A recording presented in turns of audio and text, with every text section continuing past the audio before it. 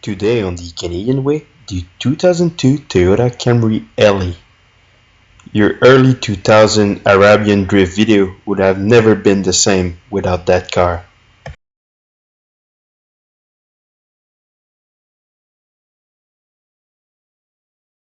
Oh, hi. I have borrowed this 2002 Toyota Camry from my 88 years old grandma. She's been the only owner of that car since 2002. Toyota Camry arrived in 1982 on the Canadian market. The fourth generation arrived in 2002, and this one is the first year of the fourth generation. In 2002, the base price for Camry LE like this was $22,755. Today, they worth around 2 grand. This generation was a huge success. It became the most sold car in North America. And today, I'm gonna review that car and explain you why it became such a huge success.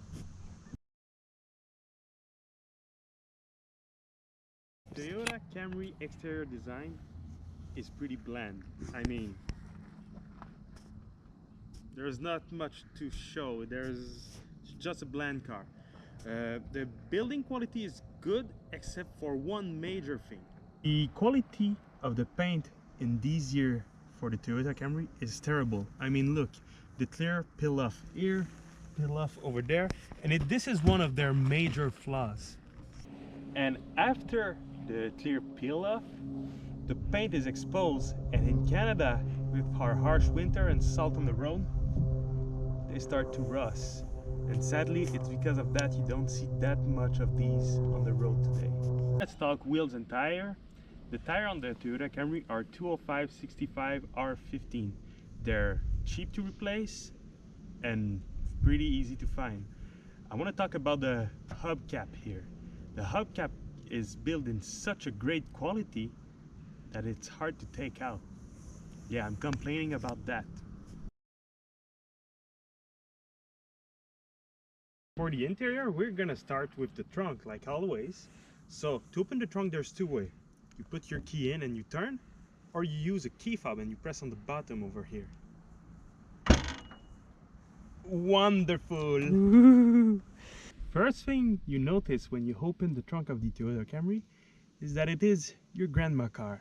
And her grandma won't yet let you starve. She's always feeding you. So she leave an apple pie. Trunk of the Toyota Camry is pretty big. It's 473 liters. There's even cup holder for when you want to take a beer in the trunk. But sadly, the seat doesn't go down. Getting in the back of the Toyota Camry is pretty easy. The door opens very wide, and you have access to these wonderful cushy seats. I got plenty of room. The seat in the front is back at its maximum position. Look at the room I have, and the seats are so comfortable. Oh my god! Toyota even think about a storage place for your trash. Check this out. You can put all your trash in, and it fits right in the door handle here. Very, very nice thinking. Otherwise, there's not much to do in the back of the Toyota Camry. There's no outlets. There's just a bit of storage here, but not much to do. The windows are electric, and that's all you can play with. Sitting in the front of the Toyota Camry 2002 is pretty easy. The door opened pretty wide. Again, the seats are so cushy. I really like these seats. Get in. Driving position is very good. Shifter is easy to access. Not much to say about it. The first thing you notice when you get inside the Toyota Camry 2002 is how gray it is. Gray steering, gray vents, gray dash, another tint of gray, another tint of gray, gray floor mat, gray door, gray handle, gray. Let's start storage and ergonomic in the Toyota Camry. As you can see here, there's plenty of room to put stuff. It's a woman car, so there's full of stuff everywhere. The cup holder are here, but they're full of bills. Center storage space is pretty big to put all kind of stuff in, like restaurant rebates and bags. Really, a lot of storage, very interesting.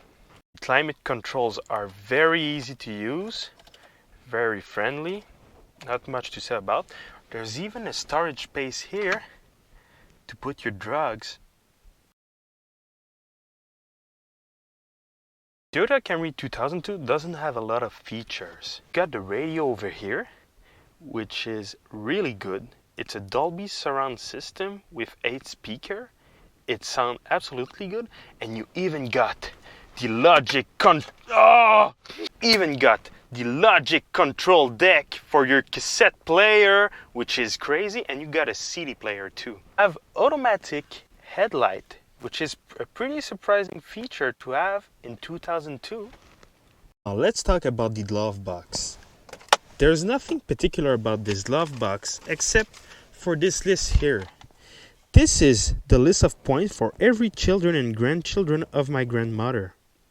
As you can see here, my mom is at -13, my uncle at 3069, my father is at 172, and even my stepbrother is at 1648. And my sister is at the top of the list with 7862 points. The rest of the children and grandchildren are at 100 points, except for me. I'm at -69. What did I do wrong? Engine in the Toyota Camry 2004 is a 2.4 liter 4-cylinder that produces 156 horsepower, 160 foot-pound of torques. It is matched to a 4-speed automatic gearbox. In mixed situation, the Toyota Camry gets around 8.2 liter per 100 kilometers. The mechanics in that car are bulletproof. They're very reliable. They use a timing chain, so they're cheap to own, cheap to maintain, and they're really, really reliable. The front and rear suspension is independent, and the car has front disc brake and rear drum. Toyota puts so much focus in the building quality of their mechanics that they even put a hood strut. Driving the Toyota Camry 2002. First thing I want to talk about, the engine is running right now. I mean, I'm in drive. That's Toyota 90s thing. Visibility in the Toyota Camry is very good. The windows are pretty big and I can see very far. I see the hood of the car, which is very reassuring. The car has a very soft drive. It's very comfort focused and the sound editing is very good. You don't hear much. Very surprising for an entry-level car to offer that level of comfort. The engine does a very good job. The transmission too. When you floor the car, this is where you see the transmission flaws. You know, it only has 4 gears and the acceleration are pretty slow. But for everyday driving, the car performs very good. Not much to say about the driving performance. Instead of having a sport mode like every new cars, this car has a button called overdrive off, and you press on that and the car automatically downshift and become a sports car. I'm gonna floor it here.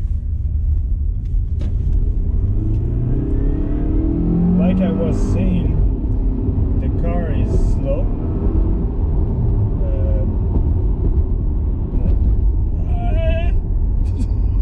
Wolf.